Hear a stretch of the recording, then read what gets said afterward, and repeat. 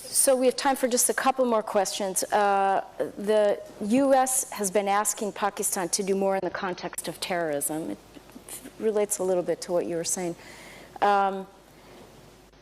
They particularly were asking Pakistan to do more in the context of GEM. And after the arrest of Hafiz Saeed, is this it? Will he stay in custody this time, or will he be allowed to go off again? Now, you ask, first, we want an independent justice system, and you want me to predict what the justice system would do. Now, look, let me just say, I repeat one thing again. It is in the interest of Pakistan that we do not allow any armed militias in our country. We have suffered. The country has suffered sectarian attacks. We have had the worst situation. It has affected our investment. Pakistan has not, it has destabilized us. This whole thing, Pulwama, what happened in February last year, it was clearly an indigenous thing. It was a Kashmiri boy radicalized by the brutality of the security forces. He blew himself up. But because this group claimed responsibility, which was in India as well, Jaish-e-Mohammed was operating in India, but Pakistan suddenly came in the limelight. So even before this had happened, we had already decided that we would disarm all militant groups in Pakistan.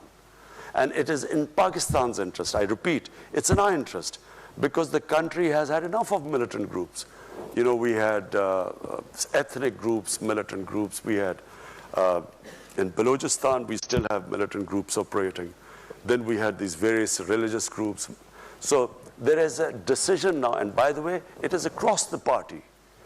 Every political party has signed the National Action Plan. Pakistan is now determined, and you know, normally it was said that the security forces patronize the groups.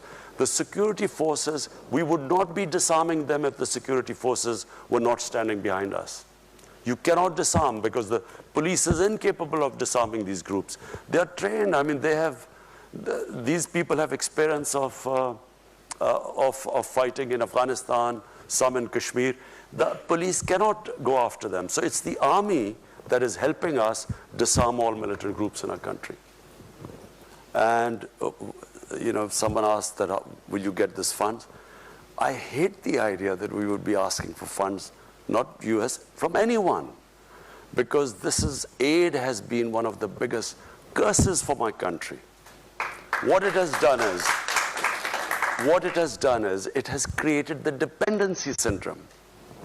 We have become, you know, when I went on my first trip to Saudi Arabia, I came back, what have you got from there?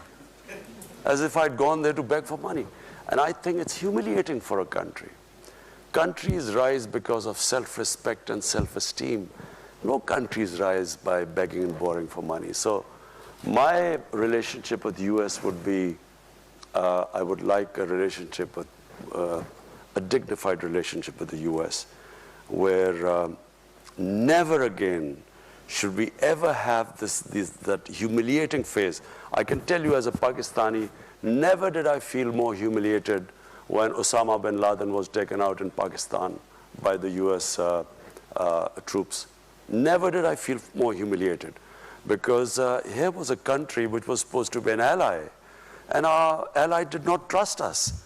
So as a Pakistani, it was, for every Pakistani, it was humiliating. We never want to be in that same position again. We want to have a relationship of friendship.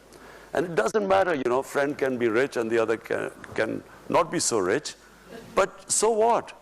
You know, it's about a dignified relationship, and that's what I hope to have with the US.